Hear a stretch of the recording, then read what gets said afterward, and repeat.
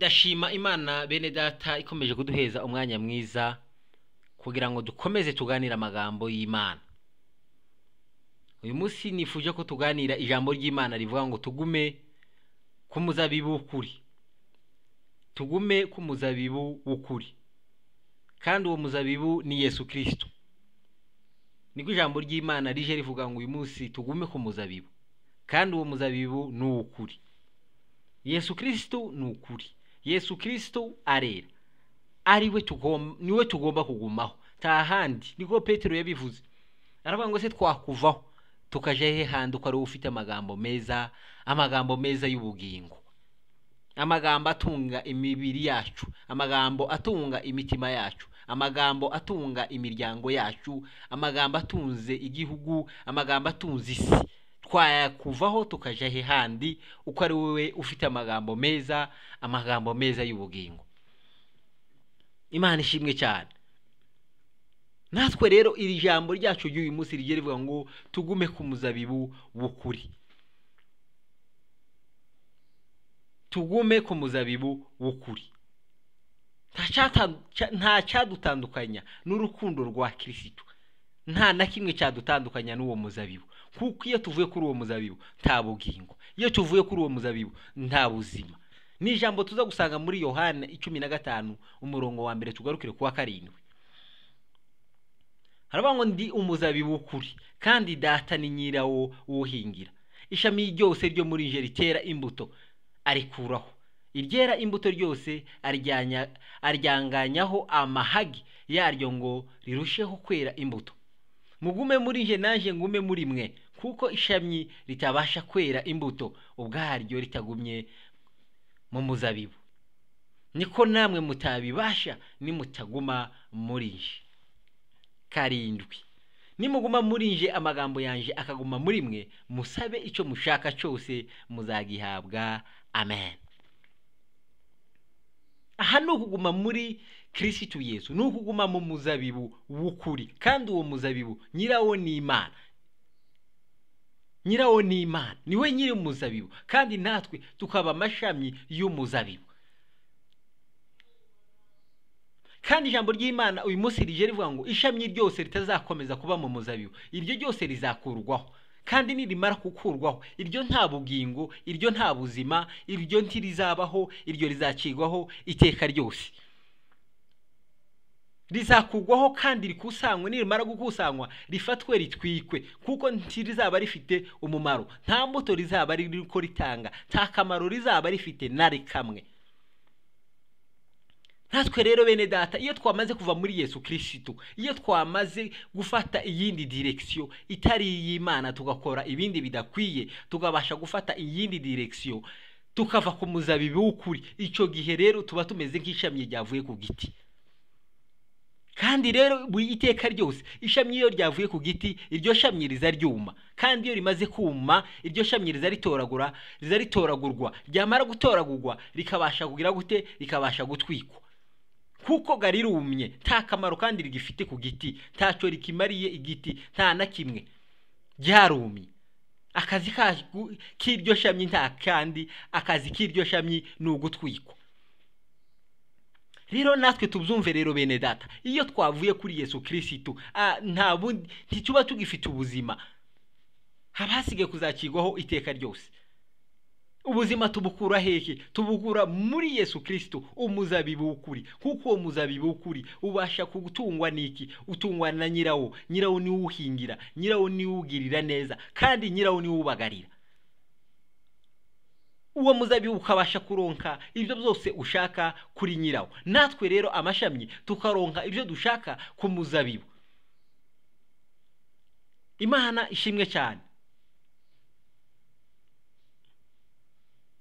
Ishami ryose iyo ritari kifashe ku muzabibu, iryo shami ntacyo ryashobora kwimarira. Iryo shami ntiryabasha kwera, nta mbuto na zimwe zizokwera, imbuto zo kugira neza.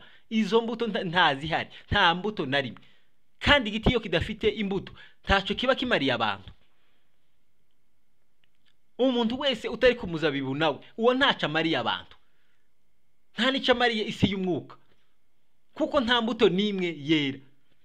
imbuto yo kuvuga neza ntayafite, imbuto yo gukora neza ntayafite, imbuto yo gutanga inama nziza ntayafite, imbuto yo kubwiriza abantu ntayafite, nta mbuto nimwe ufite. Rero ntacyo abantu bazagusoromaho. Rero mu gihe abantu badafite icyo bagusoromaho, ntacyo umaze, ntabwo uriho, wewe warumye, uri ishami ryumye rigomba gutorwa rigatwikwa.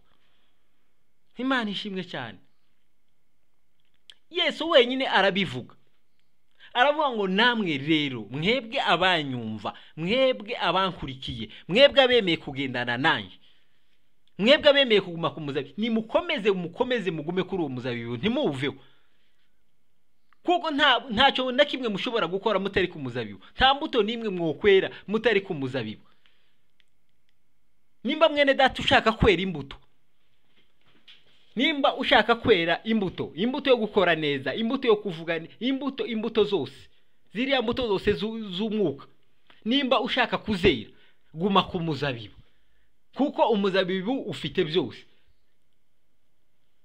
Imana ishimwe cyane. Umuzabibu ufite byose. Ariko niwabona uvuye kuri uwo muzabibu, dore ibizakuranga. Ijambo rya mbere, uzuma.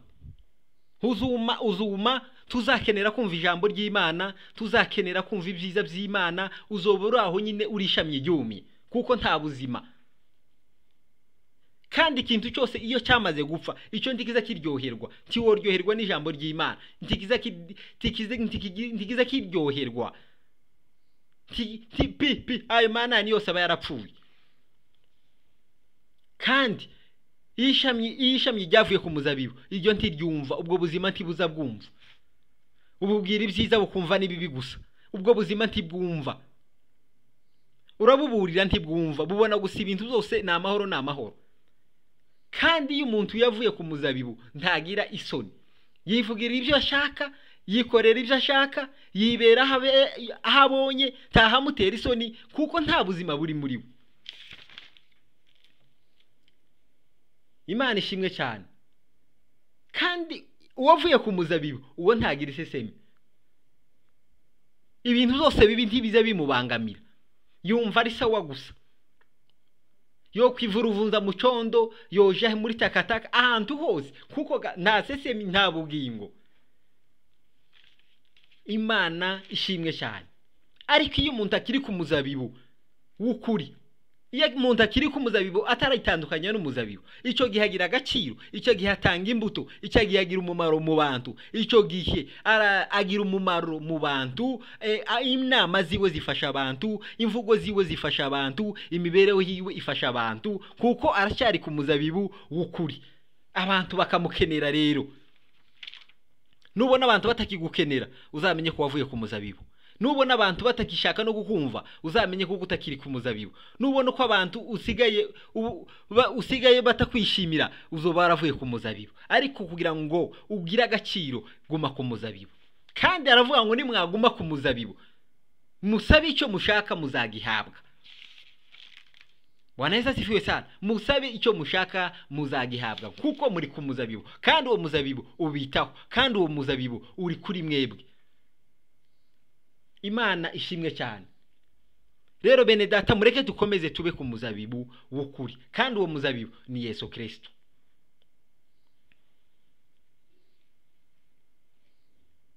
Imana niyo nyiri umuzabibu, kandi ikora ubushoboka byose kugira ngo umuzabibu wawo ubeho neza, ari we Yesu Kristo. Na Yesu Kristo akaba umuzabibu, kandi umuzabibu nawo ugakora ibishoboka byose kugira ngo amashami abeho neza, amashami iyalimanti, amashami ahore atontomye, amashami ahore amerewe neza, amashami ahore abona ibyangombwa bivuye hehe, bivuye ku muzabibu. Nayo mashami nayo agakora ibishoboka byose kugira ngo amababi abeho neza. Amababi ni bande? Amababi ndashobora kuyagereranya n'abakristo basubiye inyuma. Ayo mababi, umukristo wamenye Imana ukiri ku muzabibu azafasha amababi kugira ngo atontome, yongere kandi abeho, yongera mere neza, yongera shining, yongera se neza.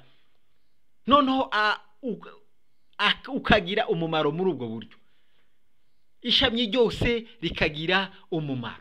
nta kidafite umumaro. Ikidafite umumaro gusa iryo nishami ryavuye ku muzabibu, kuko iryo ntiryumva, iryo nta buzima, iryo nta bugingo, iryo nta kazoza. Akazoza kabo ni ukurimbuka. Kakuriya Maraki yavuze ngo azaba umunsi utwika nk'itanura ry'umuriro, nta bandi uzotwika hiyo mabaki, uzotwika ayo mashami yose yumye, ayatakibaho. Rero twebwe turi muri Yesu Kristo dukomeze tube muri we kugira ngo azaduhindukirira ubuzima. Ni nako yaduhindukiriye kera ubuzima, kugira ngo igihe kizaza tuzabane nawe.